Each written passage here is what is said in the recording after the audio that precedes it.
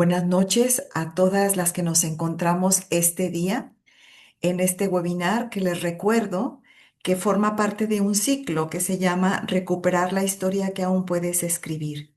Desde marzo estamos llevando cada mes un webinar, ya vamos por el quinto, y el día de hoy se llama Imaginación Activa. Volverá a hablar con nosotras mismas. Queremos ofrecer este webinar por todos nuestros hermanos de Venezuela para que realmente puedan salir de esta situación de conflicto por la que están viviendo. Les presento a Mónica, que ya la conocemos. No voy a hablar mucho de ella, solamente recordar que es licenciada en Educación Especial en el área de problemas de aprendizaje, con una maestría en terapia gestal y una especialidad en psicoterapia junguiana. El día de hoy ella nos regala esta frase que es de Carlos Fuentes, que aparece en uno de sus libros que se llama El espejo enterrado. Y dice así: se podía explorar tímidamente las costas de África hacia el sur, pero hacia el oeste no había nada más que miedo. No nuestro mar, sino el mar del misterio, el mare ignotum. Carlos Fuentes utiliza este pasaje como una imagen histórica y al mismo tiempo simbólica. Eso es una riqueza muy grande. No solo está describiendo un hecho geográfico, sino que está hablando de un cambio de mentalidad. Carlos Fuentes quiere decir que las mayores fronteras no eran las del océano, sino las del miedo humano. El Atlántico representaba lo desconocido y solo cuando algunas personas se atrevieron a cruzarlo cambió el curso de la historia. Esta es una reflexión que sigue siendo actual. Muchas veces el mayor obstáculo para descubrir nuevos mundos geográficos, científicos o personales no es la distancia, sino el temor a salir de lo conocido. Pues esta frase que nos regala hoy Mónica es muy rica y que nos invita desde ya a atravesar esos mares que nos pueden dar miedo para empezar a descubrirnos de otra manera y salir de nuestra área de confort. Pues bienvenida Mónica y te dejo con este grupo tan lindo que estamos para escucharte. Bienvenida. Muchas gracias, Rey. Y bueno, gracias a todas. Si hay algún otro por ahí, también bienvenido y bienvenidas todas. Bueno, creo que el webinar de hoy es una gran oportunidad de conocer justo un medio de exploración muchísimo más efectivo en cuanto a que nos puede poner en contacto con estos aspectos que de entrada nos dan miedo de nosotros mismos, ¿no? Es entrar justo a este mar de lo desconocido que es nuestro inconsciente, justo para poder permitirles expresarse desde su propia naturaleza, para que también nuestra propia vida pueda expandirse en la medida de lo posible, ¿no? Y bueno. Voy a compartir sin más para este, ir haciendo la reflexión juntas, ¿va?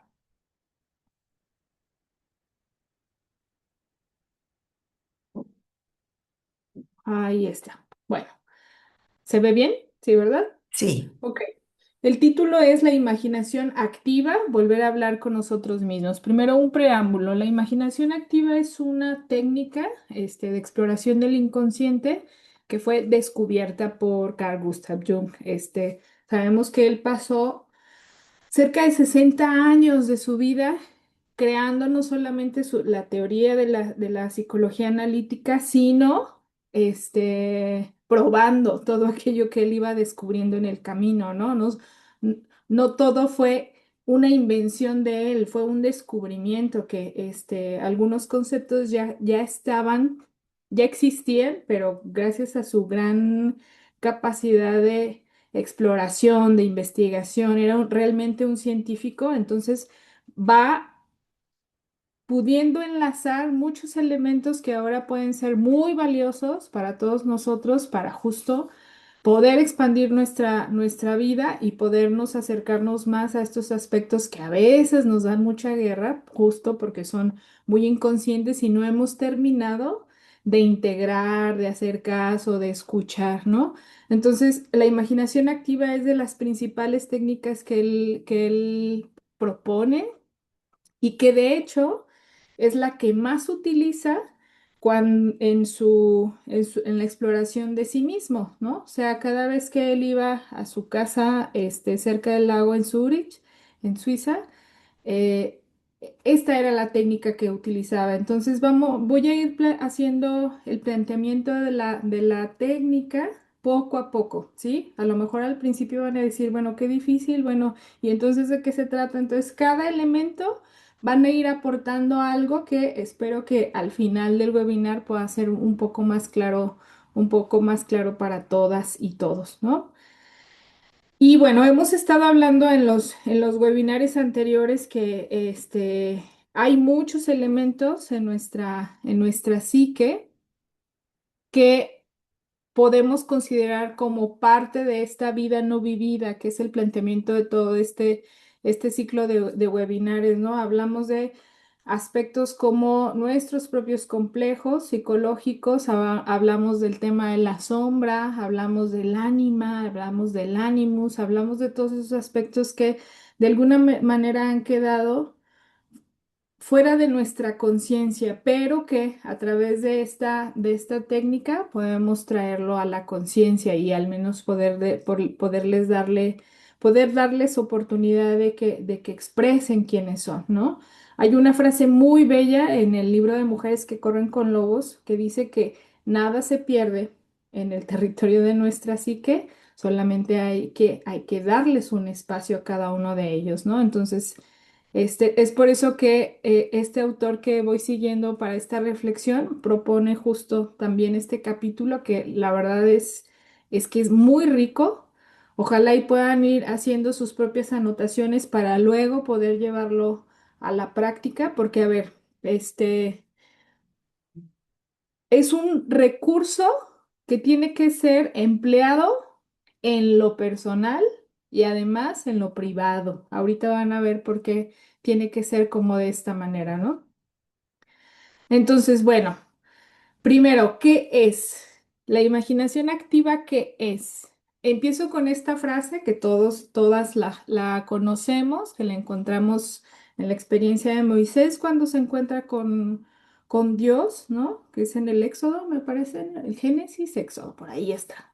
Que dice así, sácate las sandalias porque el lugar que pisas es sagrado o es tierra santa o es suelo santo, ¿no? ¿A qué se refiere esta frase? Justo a el encuentro, en el contexto en el que se dice el encuentro que Moisés tiene con Dios a través del símbolo de la zarza ardiendo, ¿no? Es cuando logra escuchar la voz de Dios que le dice, libera a mi pueblo, tienes una misión enorme que cumplir y entonces es necesario justo que entres desde esta actitud, ¿no? Sin sandalias, o sea, descalzo. De hecho, en muchos espacios terapéuticos pedimos a los pacientes que entren, por ejemplo, al espacio terapéutico, a los consultorios, sin zapatos, ¿no? Esta simbología realmente es muy bella porque es justo entrar primero en la relación de iguales, ¿sí? O sea, terapeuta y paciente entran en la relación de iguales porque los dos están descalzos. El segundo elemento es lo que ahí se trata y lo que ahí se dice es sagrado porque es justo entrar en la vida del otro, ¿no? A través de la escucha o a través de la expresión de las emociones, que no en todos los espacios de nuestra vida tenemos la oportunidad de hacerlo, ¿no? Entonces, cuando entramos a la vida del otro, en el caso de los espacios terapéuticos o los espacios de acompañamiento espiritual, entramos a un espacio profundamente sagrado. ¿Por qué? Porque es la vida del otro, independientemente de lo que venga a contarnos, ¿no? independientemente de qué está sucediendo en su vida, si es algo muy maravilloso o es algo muy desastroso o es algo muy conflictivo, lo que sea que haya que tratar, el espacio se convierte en un espacio profundamente sagrado, porque es mirar con profundo respeto el alma y la vida del otro, ¿no? Pasa igualmente en esta técnica, porque es entrar en el diálogo con esos aspectos de mi propia vida, de mi inconsciente, que también tienen vida propia y que, como les he repetido en algunos otros webinares, hacen de las suyas cuando menos lo pensamos, ¿no? Cuando menos lo pensamos, ya reaccionamos, ya nuestro yo iracundo salió a la luz, nuestra parte codiciosa también, nuestra parte envidiosa, ya hizo un desastre en nuestros celos, ¿no? Que si entráramos conscientemente a este espacio sagrado o a este espacio de diálogo, bueno, pues otra cosa sería, ¿no? Entonces, bueno, desde la tradición sufi en el Islam, ellos proponen tres formas de entrar en contacto o relacionarse con lo que le podemos llamar misterio, con lo que en ocasiones no conocemos o no tenemos del todo la noción de qué hay más allá, ¿no? Ellos proponen el espacio de la oración, proponen el espacio de la meditación y una tercera, que casi no la escuchamos, es el espacio de la conversación.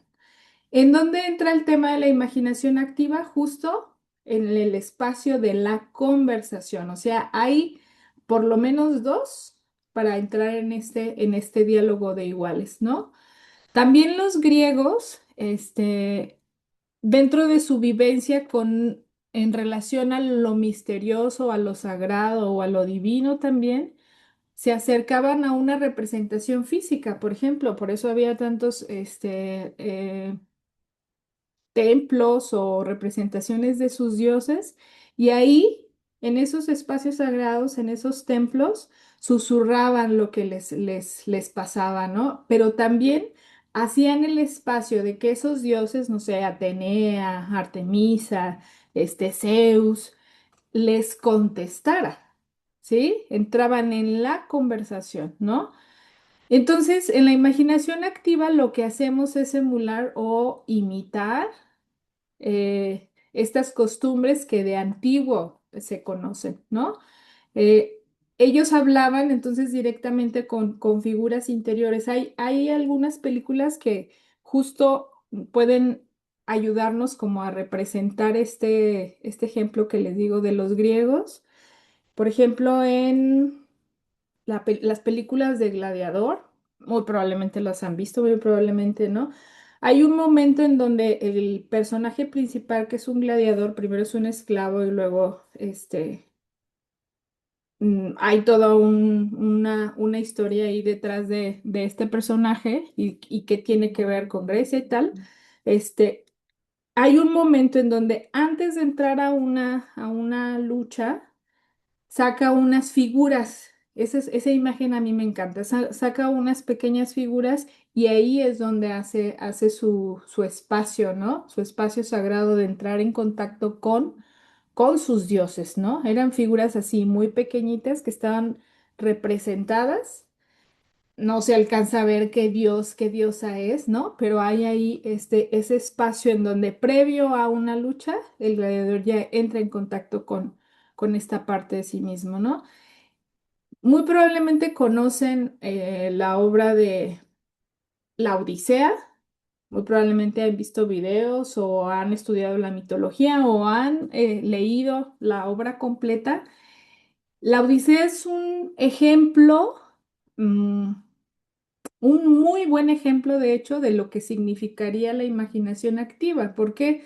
Porque entran en contacto muchos personajes, pero además personajes mitológicos, ¿no? Por ejemplo, hay un momento en donde Odiseo, cuando está haciendo el viaje junto con su tripulación para regresar a su tierra, se encuentra con Atenea, se encuentra con este personaje Circe, se encuentra con el dios Poseidón, se encuentra con Calipso, se encuentra con montones de personajes que van teniendo una representación propia, ¿sí? Y entonces Odiseo entra en el diálogo con ellos. Es muy interesante la obra, justo porque nos puede dar la idea cuán rico, hablando del autor, cuán rico puede ser el mundo interior de una persona, ¿no? Por ejemplo, pensemos en Harry Potter. Harry Potter tiene no sé cuántos volúmenes, cinco, seis, siete, creo que siete. Cada uno de esos personajes que van entrando en acción en la historia de Harry Potter, creo que también van hablando de qué le ha sucedido al autor, ¿no? Por ejemplo, es muy claro en la obra de Harry Potter el tema de la orfandad, que al fin, que todo el tiempo está presente, ¿no? Que de alguna manera hay personajes clave que le van ayudando a fortalecerse a sí mismo más allá de que se ha quedado sin sus padres, ¿no? De que ha sido, este, está huérfano. Y al final, bueno, quien ha visto la saga completa, al final vemos cómo justo sale esta fuerza más allá, o sea, más allá de la orfandad, o sea, logra trascender esta sensación de no tener a nadie, de no ser alguien porque no hay un precedente, un antecedente en su vida, ¿no? Entonces, con este preámbulo podemos darnos una idea de qué va esto un poquito, ¿no? Entonces, ¿en qué consiste la imaginación activa? Consiste en hablar contigo mismo deliberadamente, palabra clave en la imaginación activa, ¿sí? Tienes que decidirlo, tienes que hacer un acto de valentía para entrar en contacto con tus figuras interiores, pero de manera libre, que no te sientas ni forzado, porque, bueno, Moni ya dijo que la imaginación activa es un buen recurso, en realidad no, tendrás que sentir la necesidad de ello y luego poder decidirlo para que esto pueda como resultar de la mejor manera, ¿no? Hablar delibera- perdón, consiste en hablar contigo mismo deliberadamente y hablar sobre todo, con aspectos no vividos de ti mismo, ¿no? Pueden ser aspectos de sombra, de una sombra oscura o de una sombra luminosa, o pueden ser aspectos de complejos, ¿sí? O pueden ser aspectos que han quedado ahí en el olvido, en stand-by, porque no has podido llevarlos a cabo, pero que a través de la imaginación activa puedes volver a entrar en contacto con ellos y escuchar lo que tienen que decir, ¿no? Consiste también en observar las imágenes y las voces como surgen en el inconsciente, creando un diálogo con ellas. Hay momentos en nuestra vida, por ejemplo, que tenemos fantasías recurrentes, ¿no? Fantasías recurrentes con una persona o fantasías recurrentes con espacios. Por ejemplo, tuve una paciente que una fantasía recurrente en su vida era en momentos así de cierta tranquilidad o cierto silencio, la imagen que aparecía en su mente era la casa de sus padres que empezaba a cuartearse, ¿no? Que empezaba como si hubiera temblado y a romperse. Y eso obviamente le generaba mucho temor, mucho terror, que al momento era como, no quiero ver esto, no quiero ver esto, pero el asunto no era que ella, lo inventara, la imagen estaba ahí recurrentemente, ¿no? A lo mejor no diario, pero sí le pasaba muy seguido volver como a esa imagen, ¿no? Entonces, es justo darle espacio a estas imágenes que, a veces sin nuestro consentimiento, también aparecen ahí y es importante como voltearlas a ver y decir, a ver, ¿qué pasó? ¿Por qué estás aquí? ¿No? ¿Qué sucedió? Que aparece como en esta forma ciertos signos, ciertos símbolos que nos quieren decir algo a nuestra vida, ¿no? El diálogo también es, como lo decía hace ratito, aspectos de sombra, que puede ser una sombra oscura, o sea, aspectos, lo que le llamábamos los aspectos mal educados de nuestra vida y que por obvias razones no permitimos que tengan como una expresión activa en nuestra vida consciente o en nuestras relaciones, sino seríamos un desastre de sociedad, ¿no? Que justo es lo que sucede cuando no nos hacemos cargo de estas partes, ¿no? O sea, por ejemplo, eh, el impulso de codicia o, por ejemplo, el impulso de robar o por impulso de avaricia, el impulso de la envidia, ¿no? Cuando no nos hacemos cargo de ellos, justo hacen su aparición y bueno, por eso es el desastre que luego tenemos como sociedad, ¿no? Los complejos, complejo de inferioridad, complejo de superioridad, complejo de celos, complejo materno negativo, complejo paterno negativo, infinidad de complejos con los que nos podemos encontrar conscientemente a través de esta forma, ¿no? Y bueno, el ánima, el animus, ¿no? Nuestra parte, nuestro elemento femenino, nuestro elemento masculino en nosotros, en nuestra psique. Y es un método para explorar al otro desconocido. O sea, no solamente es, bueno, ya entré en diálogo, sino es conocer quién es el otro, por qué está ahí, qué es lo que quiere, cuál es su intención, ¿no? Y luego, esta frase me encantó porque creo que es lo que marca la manera o el ambiente que necesitamos para poder llevarla a cabo. Es el mejor trabajo, fíjense, que puede hacerse en casa como un deber para reclamar tu vida no vivida. Y además, lo que busca ese ejercicio o esta técnica es ponernos en armonía cuando hay aspectos que todo el tiempo los traemos ahí y que no nos dejan en paz. Bueno. Yo creo que ya estarán por ahí pensando cuáles son esos aspectos que no nos dejan en paz y que aparecen muy recurrentemente en nuestra vida. Y si no, vayan ahí como haciendo el ejercicio de traerlos a la conciencia. Mary Von Franz fue una analista junguiana que trabajó muy, muy codo a codo con Jung en sus últimos años, que dice que la imaginación es un juego, ¿sí? Como los niños, no sé, a una edad de 3 4 años, tienen, se me fue la palabra, amigos imaginarios y que hacen una especie de juego con esa imagen que tienen en su mente y que de hecho interactúan, ¿no? Ella dice que la imaginación activa es un juego, pero hace la aclaración. Es un juego especialmente muy serio. Porque, a ver, no nos vamos a encontrar con este algo agradable todo el tiempo, ¿sí? De hecho, la mayoría de las veces es con aspectos no agradables y no fáciles de confrontar y no fáciles de dialogar con eso que hay en nosotros, ¿no? Y bueno, esta aclaración creo que vale la pena para poder entender desde dónde está hecha esta propuesta, ¿no? Dice, la herejía moderna, que el yo es singular, el yo hablando del ego, ¿no?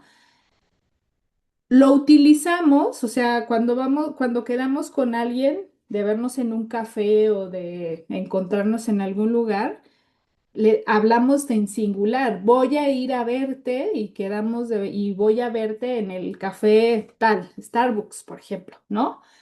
No decimos, vamos a ir a verte, ¿verdad? O sea, por cuestiones prácticas nos manejamos en este lenguaje totalmente singular. Sin embargo, desde esta reflexión vamos a hablar de un yo que es inherentemente múltiple, es decir, en donde hay varios elementos al mismo tiempo y que a esos los llevamos a donde vayamos, ¿no? interactuamos de una manera con el resto de las personas desde una forma, pero en realidad en nuestra psique nos están acompañando el resto de todas las formas que podemos tener, ¿no? Entonces dice, hacen falta una multitud de personajes para conformarlo. Pienso en no sé, en alguna persona que puede tener un personaje de víctima, ¿no? Que también es él mismo o ella misma, o un personaje dentro de sí misma de héroe, ¿no? Que también puede llegar a ser muy valiente, o un personaje que le gana la codicia o que le gana la avaricia, ¿no? O un personaje que es profundamente creativo, que es un artista. Si pensamos en nosotros mismos, ¿cuántos personajes también podemos encontrar que están ahí, ¿no? Tanto positivos como, como negativos y que nos conforman, conforman nuestro yo, conforman nuestro ego, ¿no? ¿Ok? Eh, Nos ayudan, fíjense, nos ayudan o pueden ser nuestro peor enemigo, esos personajes internos, ¿no? O sea, puede ser el personaje de héroe que me ayuda a ir superando las pruebas de la vida con mucha valentía y con mucha fortaleza, o puede ser mi peor enemigo, por ejemplo, tener un crítico interno implacable, ¿no? Conozco a una amiga que justo es de las cosas que me ha contado, como de las luchas más fuertes que tiene. Su peor enemigo es su crítico interno, o sea, no le da gusto a ese crítico interno con absolutamente nada. Y si ha terminado una cosa, hay algo que no está bien y tiene que volver a hacerlo y tiene que volver a perfeccionarlo y tiene que volver a ello, ¿no? Entonces está ahí ese crítico. Entonces se convierte en nuestro peor enemigo, ¿no? Cuando no nos permite sentirnos suficientes, por ejemplo, o sentir que hemos hecho un buen trabajo. O sea, son estas partes de nosotros mismos que a veces entramos en guerra o están ahí atosigando, ¿no? Haciéndonos creer que nada es suficiente o de lo que hacemos, que lo que hacemos no es suficiente, entonces tenemos que hacerlo, si no bien, perfecto, ¿no? Entonces, nos pueden ayudar estos elementos internos, estos personajes internos, o pueden ser nuestro peor enemigo. Y entonces la imaginación activa nos permite justo entrar en diálogo con esas partes de nosotros, ¿no? ¿Por qué están? ¿Qué sucede con ellas? Por ejemplo, imagínense entrar en diálogo con tu crítico interno, con tu sargentito ahí, ¿no?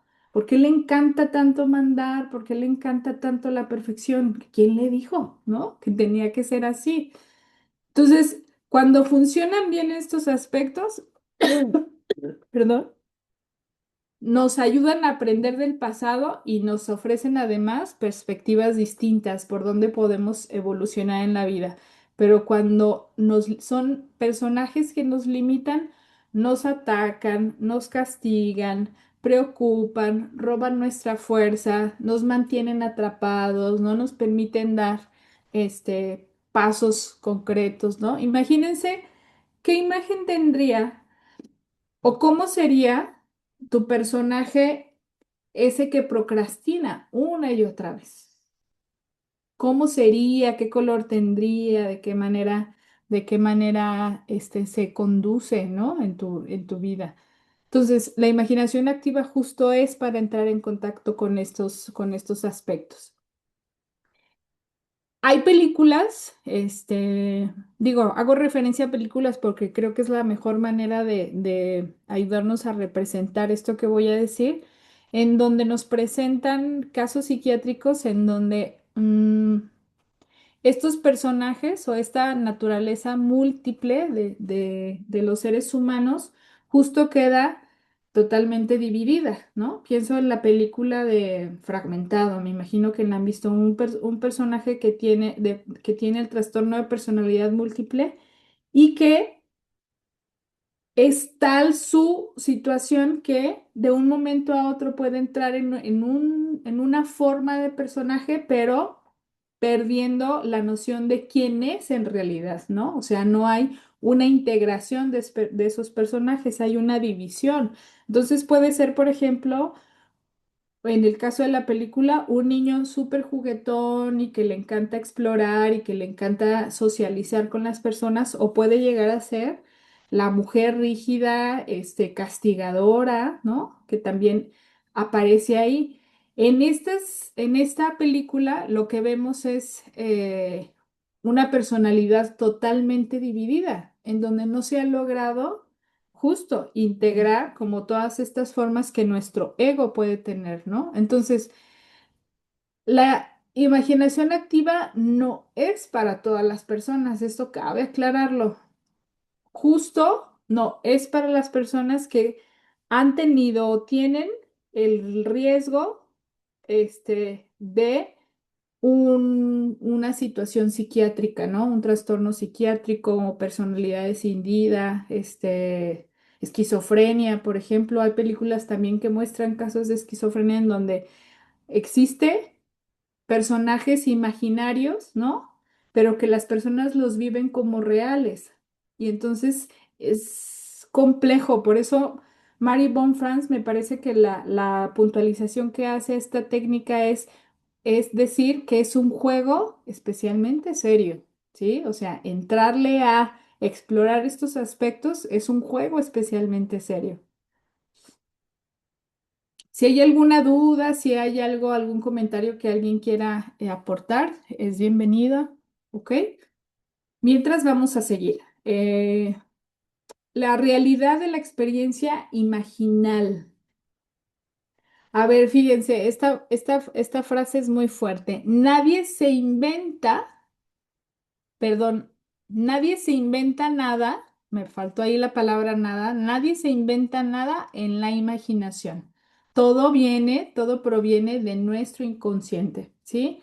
Entonces, todo lo que puede salir en nuestras creaciones, un escrito, un símbolo hecho con arcilla, proviene de nuestro inconsciente, o sea, tiene una existencia en tu inconsciente, ¿sí? O sea, pensemos en algún artista, no sé, Vincent Van Gogh, no era de la nada, ¿no? Sus creaciones tenían mucho sentido y dan mucho sentido para explorar quién era este personaje, ¿no? Cada símbolo, cada aspecto hablaba de lo rico y que era su mundo interno, pero también de quién era él en la vida consciente, ¿no? Entonces, podemos crear, tener como la limitante de pensar que en la imaginación activa o en el ejercicio de la imaginación activa, nos quedemos atrapados en, no, bueno, me lo estoy inventando, ¿no? Realmente son imaginaciones mías y en realidad no es así. O sea, cada imagen, cada encuentro con algún aspecto de nuestro inconsciente tiene su sentido, ¿sí? Entonces, esto es importante que lo tomemos en cuenta. Sí, Diana, adelante. ¿Esto tiene que ver también con los sueños? Sí, por supuesto. Por supuesto. Porque luego sueño a uno repetido y repetidos eventos que Sí, de hecho, fíjate, qué bueno que saques a colación los sueños. Bueno, va a ser un tema que vamos a retomar el siguiente webinar, pero ahorita puedo hablar un poquito de ello. En los sueños,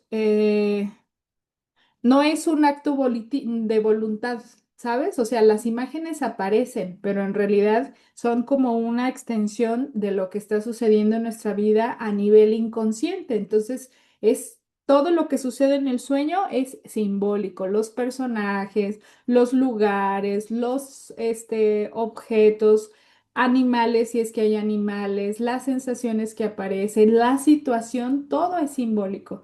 Y que de hecho ahorita que hablas de las imágenes recurrentes, de hecho, la imaginación activa en ocasiones se puede utilizar para trabajar con símbolos de nuestros sueños, ¿sí? Por ejemplo, hay una compañera de trabajo que me dice que seguido sueña con caballos, ¿no? Y en situaciones distintas, pero el símbolo es el caballo, ¿no?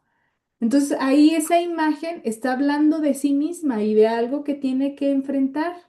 Solo ella sabe qué simboliza para él, para ella, perdón, el caballo, pero sí, sobre todo, qué bueno que lo sacas a colación. La imagen repetida en nuestros sueños nos puede dar muchísima información. Entonces, trabajarlo a través de este diálogo, de esta técnica, puede ser muy rico, ¿no? Y entender qué viene a decirnos ese símbolo o esa imagen. ¿Sí? Sí sucede, efectivamente. Entonces no es que nos lo inventemos, tienen su sentido y tienen la razón de ser de cada situación o que aparece sin nuestra voluntad, una imagen o una fantasía repetida, o en los sueños también, definitivamente. Entonces, la experiencia es totalmente simbólica, ¿sí? Los símbolos nos permiten experimentar los aspectos más grandes y más profundos de nosotros, o sea, aquello con lo que regularmente no estamos en contacto, ¿no? O no tenemos en conciencia todo el tiempo. La unión del ego consciente y el inconsciente nos da la oportunidad de una comunicación genuina y tiene poder, fíjense, por eso para Jung era muy importante esta técnica. Tiene el poder de realinear actitudes, enseñarnos y cambiar conductas, cambiar el comportamiento, ¿sí? Por ejemplo, alguien que suele ser muy iracundo y que ni se da cuenta que su aspecto está ahí, pero que todo el tiempo hay una reacción, hay una reacción. Llevar ese aspecto a la imaginación activa puede tener el efecto de que le baje tres rayitas a ese aspecto, ¿sí? A ese aspecto del cual no ha podido como hacerse cargo, ¿no? O sea, permitirle hablar a tu personaje que muere de ira o que todo el tiempo actúa desde ahí, pudiera ayudar a cambiar el comportamiento, ¿sí? O sea, porque lo que hacemos es como, imaginen una olla de presión, ¿sí? Ahí está todo el tiempo ese aspecto, ese aspecto, ese aspecto, sin ser escuchado, sin ser visto, sin haber hecho consciente, está ahí esa olla. Entonces, en momentos en donde menos nos lo esperamos, explota eso, ¿sí? Pero sí, esperamos a que esa olla de presión la observamos, vemos qué es lo que está sucediendo. Es como en un momento oportuno abrir la tapa y hacer que ese aspecto baje la presión neurótica que todo el tiempo está ahí, ¿no? Que todo el tiempo está ahí como tratando de adueñarse como de la propia vida. Entonces, es por ello que es una herramienta súper importante para ayudar a cambiar conductas concretas, ¿no? Adelante, Carmen. Hola Moni, buenas tardes. Hola. Oye Moni, mira, esto me llamó mucho la atención, ¿no? Por ejemplo, Sí, en mi caso, ¿no? sí. Que yo identifico situaciones de injusticia que me llevan a la ira, ¿ok? Ujú, A una contestación desmedida porque recibo por un trato injusto, ¿no? Yo ya ujú, identifiqué de dónde viene, ujú, de papá y mamá que fueron injustos, ¿no? Ahora, ¿cómo puedo usar esa imaginación activa para que yo tenga esos 5 minutos de respira y no contestes y no se desborde la emoción? ujú. Justo es entrar en diálogo con ese aspecto como si fuera un personaje en ti. Ahorita voy a ir dando más elementos de cómo llevar a cabo el ejercicio o la técnica para poder entrar en el diálogo. O sea, es permitirle a tu personaje iracundo que sea totalmente quien es, ¿no? Que despotrique, que diga, que haga, que te reclame. Pero hay un elemento importante, no es un monólogo de ese personaje, o sea, permitirle hablar ahí en tu mente todo el tiempo, es entrar en diálogo, ¿sí? En donde tú conscientemente puedas también contestarle a esa parte, ¿no? O sea, por ejemplo, parte del diálogo que pudiera parecer, digo, es un ejemplo, igual y no te pasa, ¿no? Parte del diálogo es desde la parte ética Y desde la parte de los valores y desde la parte de mantener buenas relaciones con las personas con quienes explotas, en cuanto a ira o tratos injustos, es eh, a quién ves en esa persona. Por ejemplo, preguntarle a tu personaje iracundo, ¿a quién ves cuando sucede un acto injusto, ¿no? Y entonces es explicarle a tu aspecto de ira que esa persona, aunque esté cometiendo un acto de injusticia, no es tal y tal, ¿no? O sea, es entrar en un diálogo creativo, ¿sí? Eh, mm, y ahorita vamos a ir viendo, no me quiero adelantar, porque vamos a ir viendo como aspectos ya muy prácticos de la técnica, ¿sí? Gracias por la pregunta y bueno, si no queda claro, vuelves a levantar tu mano y me dices, ah, bueno, aquí no me quedó claro y volvemos a ahondar, ¿va? Muchas gracias. Sí. Bueno, vamos a la que sigue. Ah, aquí, importantísimo, ya hablamos con nosotros mismos. ¿A quién no le pasa? ¿A quién no le pasa que entra en un diálogo interno interminable, ¿no? Aquí no, venimos en el auto después de una jornada de trabajo y ahí la mente está todo el tiempo dándole vueltas a la situación con esa persona, dándole vueltas a lo que te pasó con el jefe, a lo que te pasó con ese cliente. Ahí está, ¿no? O incluso gritamos o incluso lloramos en el auto o incluso cuando estamos haciendo tareas domésticas en casa, se activa ese diálogo, ¿no? Pero aquí algo interesante, se activa lo hacemos, pero de una manera ineficaz, ¿no? Lo hacemos pasivamente, es decir, solamente hay un monólogo del otro, ¿sí? No hay un diálogo, no hay un responder efectivamente a lo que el otro está necesitando. Cada uno de los potenciales que surgen en ti es valioso y necesita expresarse de alguna manera, ¿no? O sea, lo que nos pasa, por ejemplo, en estos diálogos ineficaces es que nos la pasamos en nuestra mente criticando a la empresa, al jefe, a la jefa, al esposo, a la esposa. Nos la pasamos reviviendo encuentros con alguien que nos gustaría que pasaran, pero que no los llevamos a la acción, ¿no? Nos la pasamos hablándonos negativamente de algo que hicimos. A veces lo expresamos así, nos regañamos por algo que no salió perfecto, ¿no? Entonces, obviamente en ese diálogo ya existe. Aquí el asunto es que lo hacemos de una manera pasiva, porque no hay este otro elemento en donde podemos entrar en el diálogo literal, ¿no? Luego, el encuentro con el lado oscuro es el que más nos puede poner a temblar en la imaginación activa. O sea, el lado oscuro, oscuro, oscuro, ¿eh? O sea, aquellos aspectos, dice aquí, que no encajan con una sociedad educada. O sea, lo feíto nuestro, ¿sí? Nuestra parte autoritaria, nuestra parte iracunda, nuestra parte celosa, nuestra parte codiciosa, nuestra parte envidiosa, o sea, entrarle a dialogar con esos aspectos, híjole, pone de verdad a temblar, porque no es algo bello con lo que vas a enfrentarte, ¿no? Entonces, ayuda mucho a pensar que, bueno, no soy la única envidiosa, o sea, yo creo que la mayoría de los seres humanos al menos una vez en su vida han sentido envidia. Eso ayuda, ¿sí? Pero fíjense bien, no me libera de la responsabilidad que tengo de ocuparme de esa parte mía, de esa parte oscura, ¿no? Pensar en que a otros también les sucede, sí, libera cierta presión, pero no me libera de la responsabilidad que tengo, ¿no? Entonces, la imaginación activa es una manera útil de sobrellevar los aspectos difíciles y vergonzosos de la personalidad.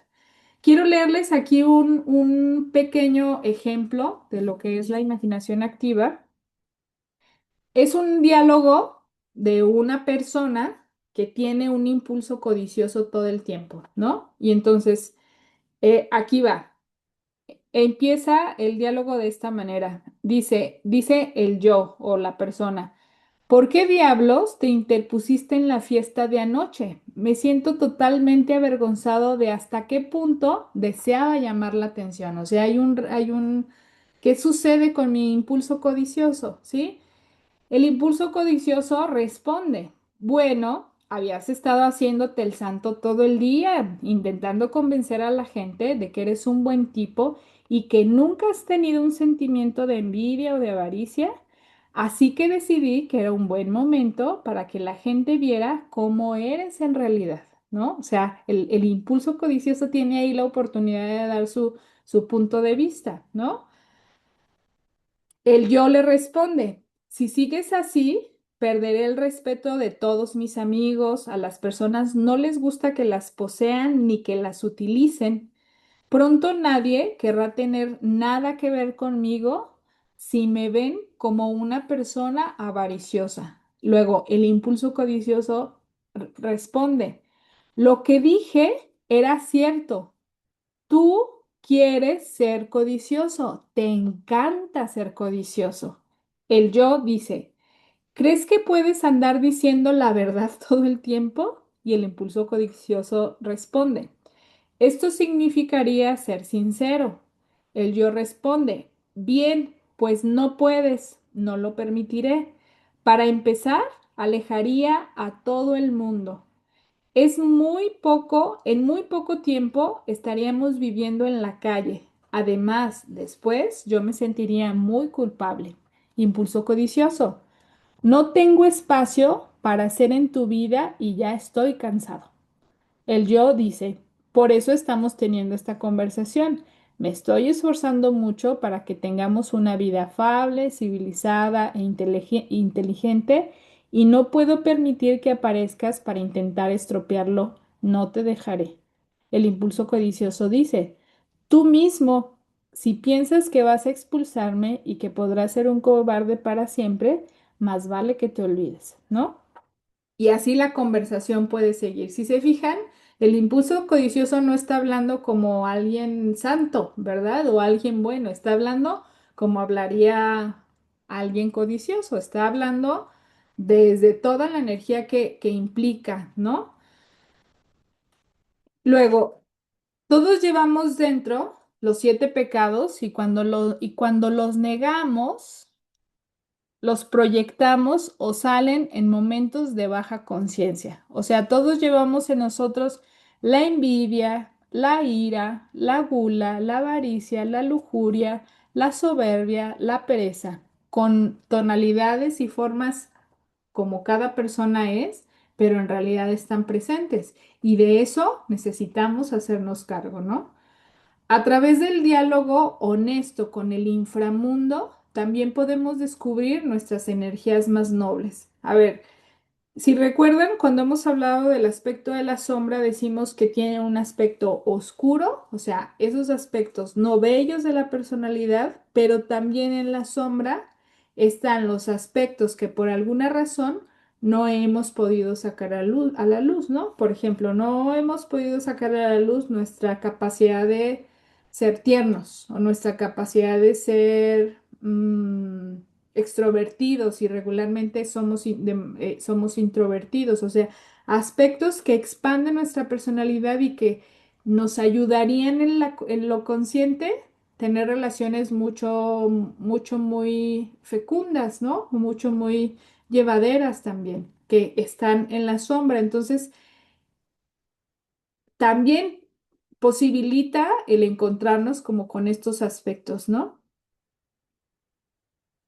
Luego, aquí van ya algunas claves concretas, ¿no? O sea, ¿cómo lo podemos ir haciendo? Dice, conocer a tus personajes interiores. Poner un nombre a estas energías interiores y relacionarse con ellas como figuras exteriores es la clave de la práctica de la imaginación activa. O sea, por ejemplo, si tu aspecto a explorar en la imaginación activa es una emoción, tu parte envidiosa, ¿cómo sería tu parte envidiosa? ¿Es un hombre? ¿Es una mujer?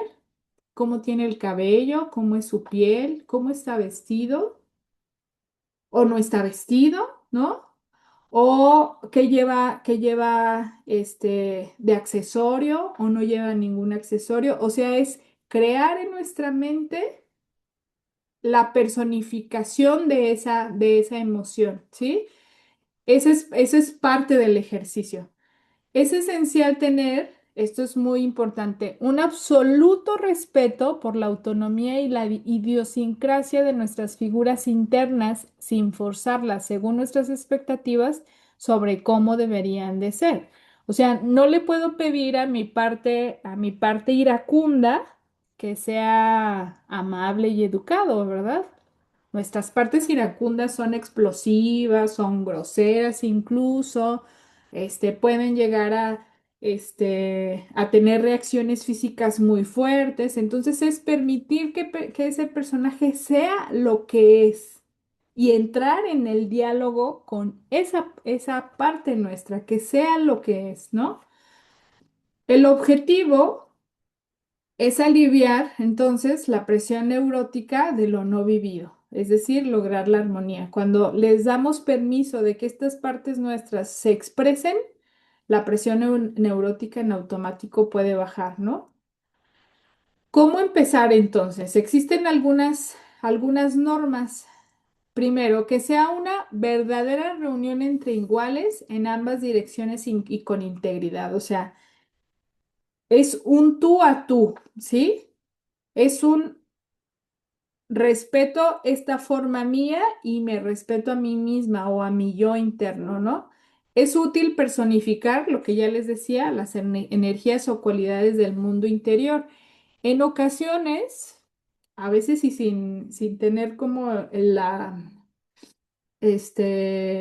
injerencia en esto de personificar, aparece la imagen, por ejemplo, si estoy trabajando mi parte avariciosa, puede aparecer este cangrejito que aparece en la película de Moana, ¿lo recuerdan? Que vive en el fondo del mar y que se la pasa pues robando al que llega al fondo del mar. Está lleno de joyas y lo que no quiere es que alguien le robe su tesoro, ¿no? Que de hecho llega a sus manos el corazón de Tafiti, o sea, una piedra preciosa o un símbolo es una piedra verde que está así como en caracol, si la recuerdan, y que no la quiere soltar. O sea, esas imágenes pueden aparecer sin que nosotros deliberadamente lo traigamos a la mente, simplemente aparece como esta forma. Mi parte avariciosa tiene la forma no me acuerdo cuál es su nombre, pero de este cangrejo, ¿no? O, por ejemplo, puede aparecer eh, algún dios de la mitología y que no vamos a lo mejor en un primer momento a entender por qué se representó así, ¿no? O, por ejemplo, mi parte competitiva y aparece la imagen de Atenea, ¿no? Por ejemplo. O sea, es algo que puede suceder de una manera muy, muy espontánea, pues, ¿no? Hay que darles, fíjense, importantísimo, la mitad de la autoridad en el diálogo. No hay que permitirles el monólogo, o sea, que hablen todo lo que quieran. Hay que estar constantemente interviniendo, justo como lo escuchábamos aquí en el ejemplo, para darle este tono de ir evaluando juntos la parte ética de su actuar. O sea, por ejemplo, aquí el yo de esta persona que escribió este diálogo habla con su impulso codicioso, ¿sí? Y todo el tiempo está regulando lo que el impulso codicioso hace. O sea, el impulso codicioso lo que quiere es poseer. Poseer fama, poseer dinero y además poseer personas. El yo le dice, no podemos hacer eso. O sea, no eres quien para ser dueño o dueña de una persona o de estar llamando la atención todo el tiempo con lo maravilloso que eres, ¿no? De hecho, luego le dice en algún otro momento, ¿qué pasaría si tú actuaras, si te permitiera actuar de esta manera? Me quedaría sin amigos, estaría, dice ahí, en la pobreza, ¿no? Con más de un enemigo, ¿sabe? Entonces, esta parte de actuar en el diálogo, desde la parte ética y desde la parte de la moral y desde la parte de los valores, ¿no? Luego dice aquí, registra de alguna manera la experiencia. Lo más cercano a nosotros, la escritura, ¿no? Poder ponernos a escribir esos diálogos que pueden ayudarnos a tener mucha mayor claridad de qué van esos aspectos. Ahorita lo que alguien, no me acuerdo quién, preguntaba es cómo entro en diálogo con mi parte iracunda. Me enojo con situaciones de injusticia y tengo descontrol, ¿no? Justo esta es una forma, ¿no? ¿Qué forma tiene tu parte iracunda? ¿Cómo es, no? ¿Cómo puedes imaginártela? ¿Qué diálogo puedes tener con ello? También necesitamos en el ejercicio mucha paciencia, que a lo mejor las primeras veces que entremos en contacto con esta técnica va a ser difícil o nos vamos a desesperar o nos van a temblar las piernas o nos va a dar mucha ansiedad y entonces vamos a necesitar salir corriendo, ¿sí? Decir, híjole, ahorita creo que todavía no me animo a entrarle a explorar esta parte mía, pero es, bueno, estar ahí, ¿no? O sea, tener la intención justo de hacerlo.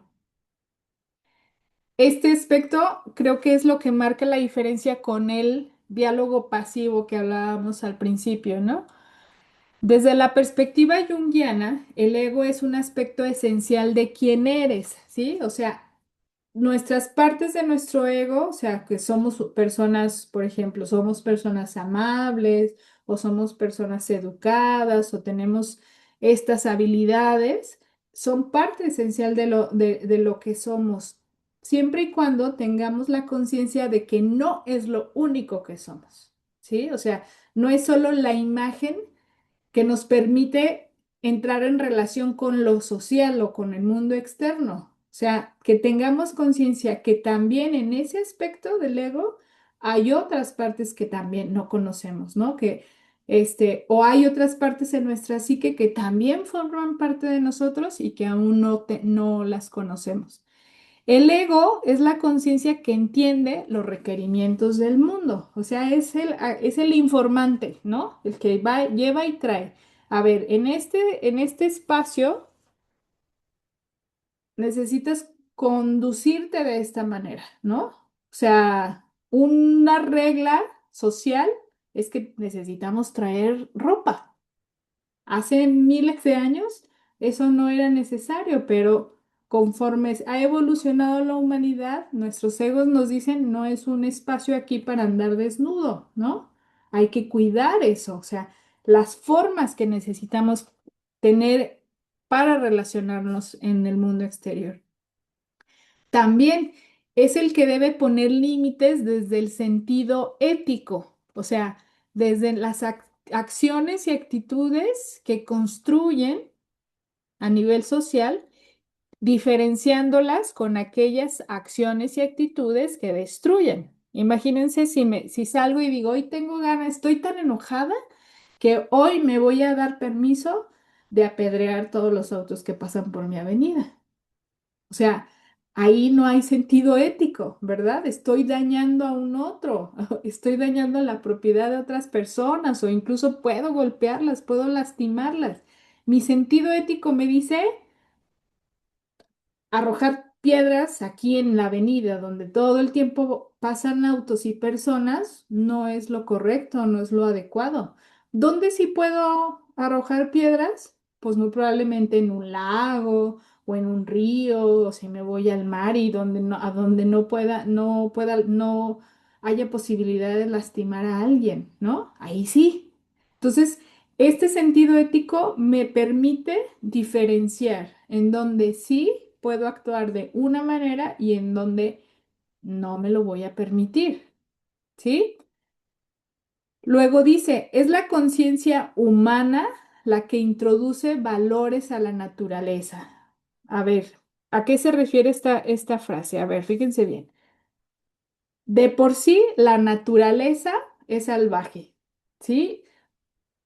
Voy a poner el ejemplo de Venezuela o de cualquier otro lugar donde hayan sufrido terremotos. O sea, la naturaleza no diferenció entre esta persona es muy caritativa y esta persona es muy egoísta. Arrasó, ¿no? Hizo lo que tenía que hacer y arrasó. por debajo de los escombros hay seres humanos indistintamente. ¿A la naturaleza le importó? No, no le importó. O por ejemplo, un huracán levanta de la misma manera una mansión que una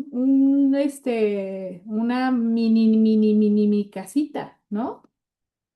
De la misma manera impacta la naturaleza. Así son nuestros aspectos, de naturaleza salvaje, o sea, pueden arrasar, ¿sí? Con nuestras relaciones, con, la manera en cómo nos necesitamos conducirnos. O por ejemplo, pensemos en las enfermedades, o sea, no hacen distinción, ¿verdad? Aparecen. O sea, me imagino este hombre, el creador de Apple, millones y millones y millones de dólares en su bolsa y aún así el cáncer dijo, pues, ¿sabes qué, papacito? Ahí te voy, ¿sabes? Lo mismo le sucedió a él que a otros tantos seres humanos que en cuanto a la capacidad económica no han sido tan afortunados como este hombre, por ejemplo, ¿no? Entonces, nuestros aspectos de naturaleza salvaje son así, o sea, no tienen límite, ¿no? Entonces, ¿a qué nos ayuda a tener conciencia? Justo a introducir valores a esos aspectos, a poder regular. Por ejemplo, vuelvo al tema de la ira. ¿Es de natural sentir ira? Sí, es de natural sentir ira, ¿no? Por un acto de injusticia, por una falta de respeto o por lo que quieras y gustes y mandes, ¿no? Es de natural sentir ese impulso. No es de natural la manera en cómo reaccionamos si actuamos lastimando al otro ser humano, ¿no? O sea, si nos descontrolamos y decimos palabras hirientes, si nos descontrolamos y golpeamos, si nos descontrolamos y nos quedamos enojados por años, por días, por meses, sin hablar, sin poder poner el asunto sobre la mesa, ¿no? O sea, entonces a lo que nos ayuda nuestra conciencia, nuestro aspecto del ego, nuestra parte ética es a regular esta fuerza que que pueden tener estos aspectos en nosotros, ¿no? Pueden ser avasalladores, como un terremoto, sí, como un huracán, sí, definitivamente, sin hacer distinción, ¿no? Eh, Dialogar con aspectos de la vida no vivida debe permitirnos tener un comportamiento coherente con la propia ética. O sea, a eso le tiramos, ¿sí? A que cada vez más nuestra personalidad sea mucho más integrada y mucho más coherente, ¿sí? Con esto que podemos conceptualizarlo así como nuestro código ético, con nuestro código de conducta, ¿sí? Que sí queremos y podemos permitirnos en los ambientes y qué cosas no podemos permitirnos, ¿no? Por ejemplo, se me hace súper fuerte, falta de ética, diría yo, llevar a una fiesta infantil alcohol, ¿no? En donde luego los adultos que lo consumen, obvio no para alcoholizar a los niños, bueno, al momento no he sabido de eso, ¿no? Este, pero sí para consumirlo los adultos que luego estas fiestas infantiles terminan en un desastre, ¿no? Terminan en peleas, en violencia, en término de relaciones importantes de años, o sea, falta de conciencia ética de decir a una fiesta infantil el alcohol no cabe.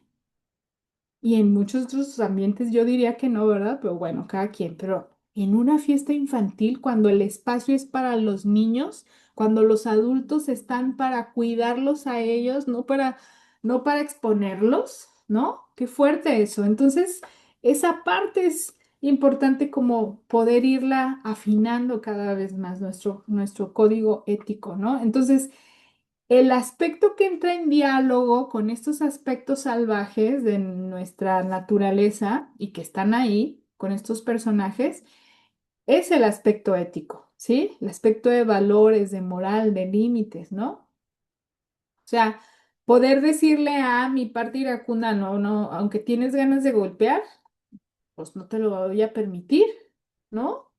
Podemos hacer daño al otro, o podemos mandarlo al hospital, o incluso podemos causarle la muerte.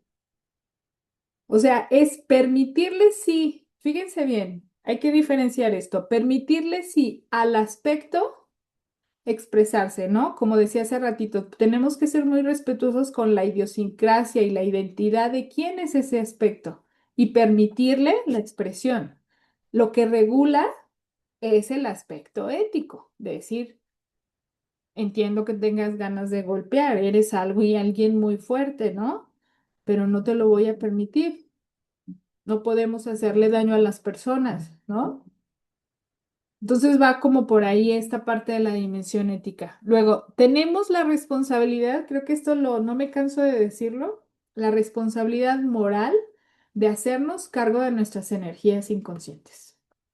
Es una responsabilidad moral entrarle al trabajo personal, sí o sí, para que esos aspectos de los cuales a veces aún desconocemos de nosotros mismos, pero que hacen de las suyas, dejen de hacer de las suyas. Así, de manera tan, este, sin regular, ¿no? Creo que ese es el asunto aquí. Ay, ya me emociono y luego se me va el tiempo, perdónenme. Un aspecto importante después de entrar en diálogo con estas formas o estos personajes internos son los rituales y las ceremonias, ¿no? El paso final es encontrar una forma de honrar la relación. Por ejemplo, después de haber tenido eh, contacto con mi impulso codicioso, ¿cómo puedo permitirle a mi cuerpo sin llevarlo afuera, ¿no? Por ejemplo, acciones como esculpir, como bailar, como pintar ese aspecto puede ayudarme a decir, ah, ya te conozco, ya sé qué piensas, ya sé qué sientes, ya sé de qué tienes ganas, ¿no? Entonces es como poder representarlo, ¿no?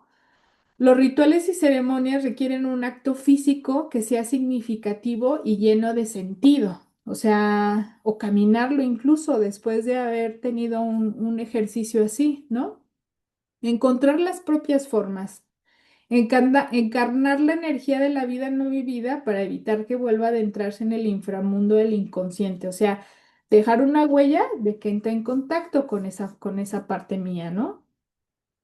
Se trata entonces de una expresión simbólica de eso que acabo de descubrir en el otro. Y bueno, creo que estas preguntas pueden ayudarnos a ir afinando un poquito más este ejercicio. Dice, qué voz en ti quiere ser escuchada y está causando problemas?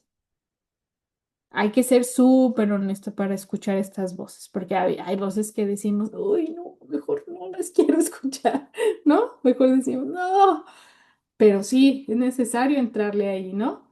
¿Cuál es la figura interior recurrente que te hace estar ansioso, que te hace estar deprimido, insatisfecho, asustado, ¿no? ¿Cuál es esa imagen interna? ¿A favor de quién?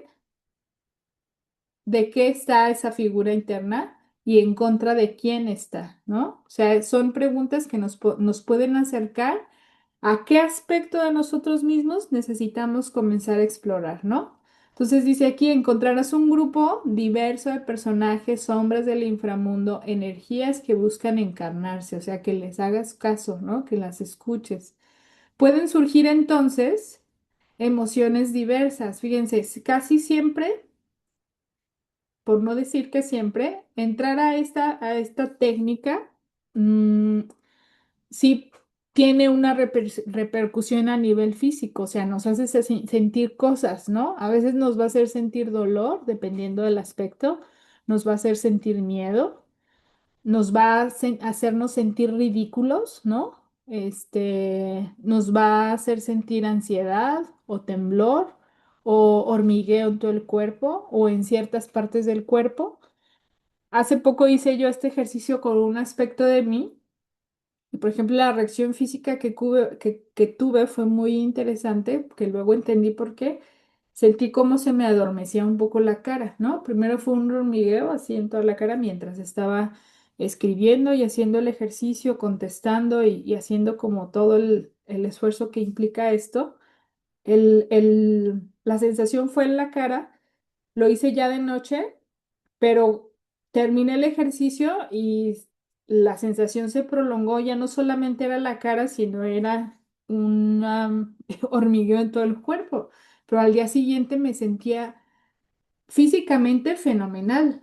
O sea, y además, este aspecto así recurrente en mi mente o esta sensación que tenía, bajó como de verdad, de verdad. O sea, pude entrar en un estado de mucha armonía conmigo. O sea, de mucho más, este, mm, conciencia de lo que me estaba pasando y que no atendía, además, pero que al momento de atenderlo a través del diálogo, que de hecho aquí tengo mi propio archivo para ir haciendo mis diálogos internos, de verdad pude sentir muchísimo la diferencia.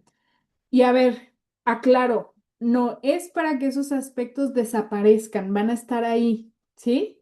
Es para que disminuya la fuerza que están teniendo cuando no nos hacemos cargo, ¿sí? Eh, la presión, la recurrencia de la imagen, la sensación que nos provoca más continuamente que si lo volteamos a ver y lo atendemos, ¿no?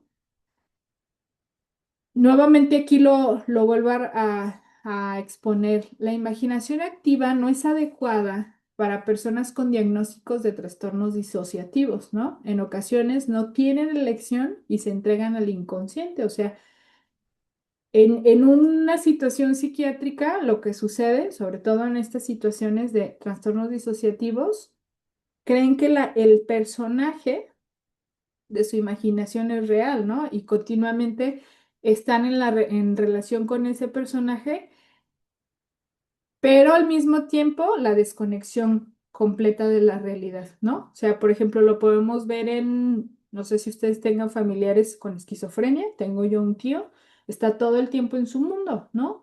Y está todo el tiempo en un diálogo interno con alguien más que no nos lo ha presentado, no hemos llegado a eso, ¿no? Pero está ahí, pero la desconexión es con el resto de la realidad. Entonces, la imaginación activa definitivamente para mi tío con esquizofrenia no es, ¿saben? Es muy delicado esto, pues. O sea, es tener conciencia de este aspecto, ¿no? Necesitamos un ego entonces saludable, con valores, moral y obligaciones éticas. O sea, que de verdad desee ser un mejor ser humano, ¿no? Un ser humano más auténtico y que además sea responsable de sus reacciones, ¿no? El aspecto activo de la imaginación activa es nuestra capacidad de responder. Por eso hablábamos hace rato del diálogo entre iguales y el 50% habla el aspecto de nosotros y el 50% hablamos nosotros desde nuestra parte ética, ¿no? O sea, explicando, a ver, mi parte codiciosa, no puedo, no debo poseer a las personas. ¿Por qué? Porque las personas son libres, las personas capaces de hacer de su vida lo que deseen, por ejemplo, ¿no? O sea, pienso, por ejemplo, luego en en su mayoría son hombres, pues, casos de hombres. No descarto que también a ciertas mujeres les pase, ¿no? Que sí sucede, pues. Ya se me vinieron algunas imágenes de ello. Como este aspecto de querer poseer al otro, ¿no? De eres mío y que no quiero que ni te volteen a ver, ¿no? Un aspecto ahí muy, muy celoso, muy de, este, absoluta exclusividad, ¿no? Y en realidad, pues el ser humano es libre de elegir lo que desee, incluso en el tema de la relación de pareja, por ejemplo libre de elegir quedarse contigo o de irse, ¿no? Eso no debes, no tienes derecho a meterte en esas, elecciones, por ejemplo, ¿no? Voy a ir un poquito más rápido que ya estoy casi sobre el límite de tiempo. Luego, ¿cómo convertir la fantasía pasiva en imaginación activa? Ya lo hemos ido viendo, ¿no? Es necesario entrar en la película a nuestro interior y hacer preguntas a esos personajes que están en nuestra imaginación o a esa sensación o a ese complejo o a ese aspecto, ¿no? Hacer preguntas, ¿quién eres? ¿Por qué estás aquí? ¿Qué es lo que sucede? ¿No? Y entonces es permitirle hablar y que diga desde lo que es. La mayoría, si no es que todos, tenemos miedo a lo que podría surgir de nuestros adentros. ¿Nos da miedo? Híjole, sí.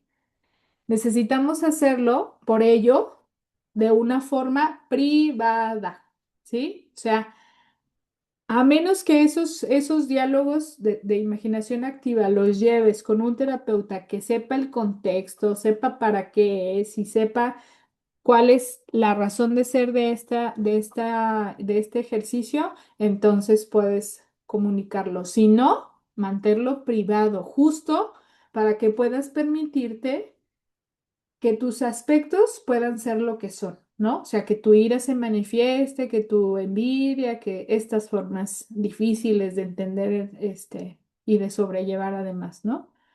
Luego, aquí ya está como enumerado la manera en cómo podemos entrar al ejercicio, ¿no? Primero, hacer un ejercicio de rueda de la conciencia, es decir, imagina ciertos ruidos, por ejemplo, cómo se escucharía una ambulancia o un canario, o cómo es el canto de un canario, ¿no?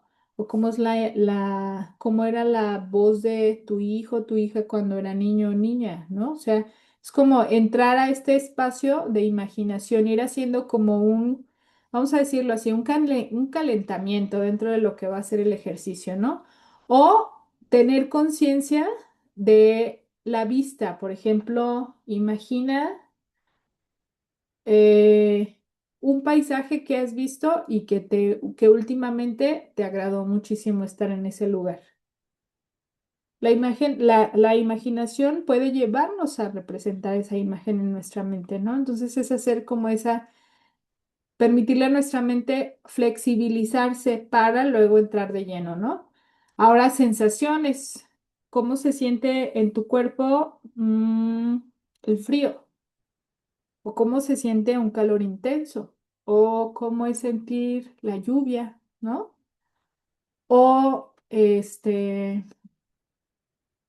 cómo es sentir el viento, un viento fuerte o un viento suave en tu cara. Entonces eso te hace como entrar en estas imágenes, ¿no? O del gusto, conciencia del gusto. Recuerda, imagina que estás probando. Ay, se me antojó un cheesecake, ¿no? Con frutos rojos. O el café deliciosísimo que tomas en las mañanas. Recuerda a qué sabe, ¿no?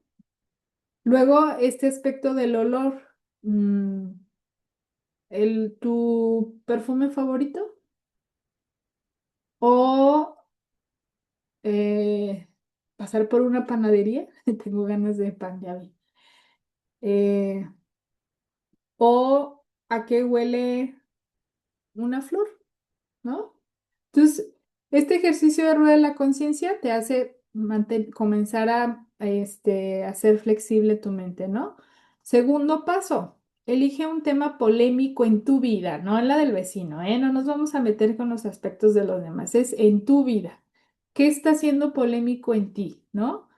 Pregúntate qué piensas o qué sientes con respecto a ese aspecto. ¿Qué piensa y qué siente ese aspecto, no? A partir de ahí, si tu mente te da una imagen de ese tema polémico, de ese aspecto polémico, este, permite personificarlo, permite que tenga una forma, cómo va vestido, cómo es un hombre, es una mujer, es un animal, es un personaje mitológico, no lo sé. Sería interesantísimo, ¿no? Como poder entrar ahí. Escucha qué aspecto de ti tiene una opinión distinta, permite que surja el diálogo. Si Puedes hacerlo de manera mental, súper bien. Pero si en el momento en que empiece a surgir prefieres ponerte a escribir, excelente también, ¿no? En mi caso, por ejemplo, me ayuda en el momento que aparece la imagen, no el tema polémico, la escritura directamente, ¿no? Y puedes elegir una figura interna que ya conoces, por ejemplo, o sea, que sabes que está ahí y que te da guerra de vez en cuando, ¿no? Tu crítico interno, tu niño, tu niña asustada, tu personaje víctima, etcétera, etcétera. Creo que son elementos. Lo último, que ya lo dije anteriormente, es llevarlo a un ritual, ¿no? A hacerlo en cerámica, en utilizar, no sé, barro, dibujar, pintar, bailar, esculpir, caminar con ese aspecto, o sea, que puedas encarnarlo, que puedas hacer algo físico para poder encarnar ese aspecto, ¿ok? Y bueno, hasta aquí, sí, hasta aquí terminamos la explicación. Tenemos aún algunos minutitos, muy pocos, para algún comentario o alguna pregunta, ¿ok?